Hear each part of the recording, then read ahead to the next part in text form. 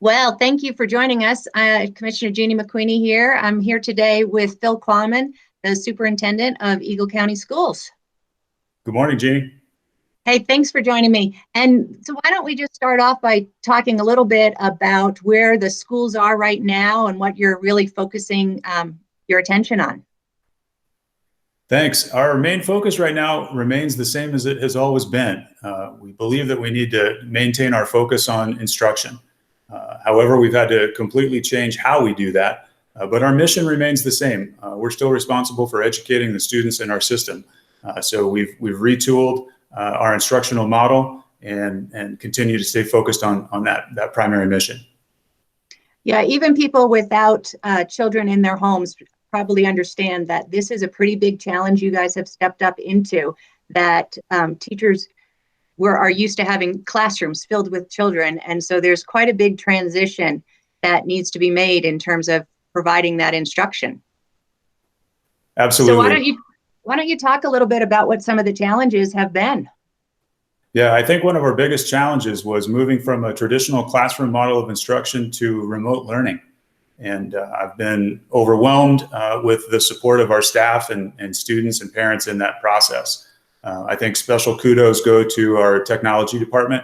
They started developing the ECS Learns website about a week before we actually closed. So we anticipated that this might happen. So they had a little bit of lead time, but they've been putting in 12, 14-hour days for about 2 weeks, making this transition possible. So not only did they develop the ECS Learns website, but they had trainings in place the first day that we canceled school, and then multiple trainings on multiple days for both primary grades and secondary grades, with training specific to them about how to migrate their instruction to an online or e-learning model. So the amount of time and effort that they put in to prepare us for this is impressive. And I think we were one of the first districts in the state to make that transition. So a lot of credit goes to them. I think we also have to acknowledge how quickly the teachers transitioned to this model. To go from a traditional instruction to a remote learning is huge. We've had many teachers involved in collaborative study, professional development in the last few years to learn more about online resources and different applications that they can use to connect with kids. So I think we were fortunate that foundation existed. And again, that came from our ed tech department. So we had a great foundation in place, and we have experts in many of our buildings that have turned into advocates and trainers within their own staff to help increase our capacity. You know, the other thing that I think is really impressive about the school district, because it's not just about instruction, although that's your primary focus. You always provided meals when kids came to school, and suddenly they're not coming to school. And so you've really needed to transition there as well. And I know that you're providing meals in a variety of locations. If you want to talk to people about what that was like and where they might be still able to get those meals. Yeah, absolutely. That was a primary concern of ours when we knew that this change was going to happen. So we initially set up lunch distribution locations at Eagle Valley High School and Gypsum and Battle Mountain High School and Edwards to run 11 a.m. to 1 p.m. Monday through Friday. We learned that there was volunteer support available, and we also received a lot of donations of commodities from restaurants who had closed. So with those additional resources in both commodities and manpower, we were able to create additional sites up and down the valley to continue distributing lunches. And we're distributing anywhere from 800 to 900 lunches every day through these various sites. We have on our website at eagleschools.net, you can follow a link there with COVID-19 related information, and you can see all the current sites. Those have been changing frequently as we've been able to add more. So I don't want to list them out right now because I'm probably wrong. So go to that resource at eagleschools.net, and you can see which schools and sites we are using right now for distributing lunches. And that has all been through our nutrition department and along with the volunteers who've stepped up to help. So they deserve a lot of credit.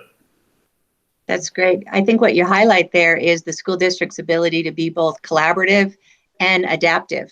And so this is really quite an adaptive sort of process that we're going through right now. So you want to talk a little bit about some of the successes that you found through this transition? Absolutely. I think that we were able in the first few days of school closure to distribute over 1,000 Chromebooks to students who did not have access to Wi-Fi ready devices. So that was our principals, office managers, media specialists were all able to get those machines out and in kids' hands. So that's greatly increased our ability to execute the e-learning environment that we've tried to create. So that was a major success. And the which I've seen teachers adapt to this transition is impressive. They send me videos frequently so I can see them interacting with their students. I'm getting a lot of videos of student projects that are very creative, getting out in their neighborhoods, filming, showing the projects that they're working on, and their collaborative environments that they're creating online. So it's been really inspiring to see how quickly students and teachers, and I have to give parents credit too. They didn't sign on for this, but in many cases, they've created very successful and healthy homeschool environments. So the flexibility, the willingness to try this new environment, I think is some of our greatest successes. Is there anything else you want to share with us about what kids, families, teachers, community should be expecting as you're moving forward? Yes, lots of questions about what to expect with the school calendar.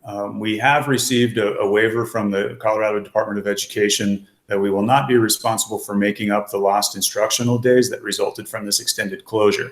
So that means that we won't be taking over spring break for instruction, and we won't be moving into June with additional school days. But I think that also emphasizes the importance of staying engaged over the next few weeks so that we don't fall behind in our instruction. I think another element that has been a big question is around graduation for our 12th graders. It's a very important time of the year for them.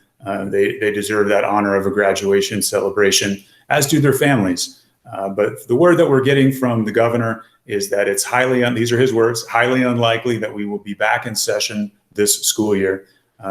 He's hinted that an announcement will come out closer to April, middle of April, when he set the initial deadline for the time that schools would be closed. So we're waiting for that announcement from him. So in the interim, we're trying to figure out how can we still offer something that's special for our seniors. Our position right now is that we would like to wait a few weeks before we make that decision. It's possible that we would still be able to have social gatherings later in the summer. And if that's an option, I think we should really try to accomplish that. Otherwise, some kind of an online forum would get the job done, but it certainly lacks that collaborative feel and that special celebration feel.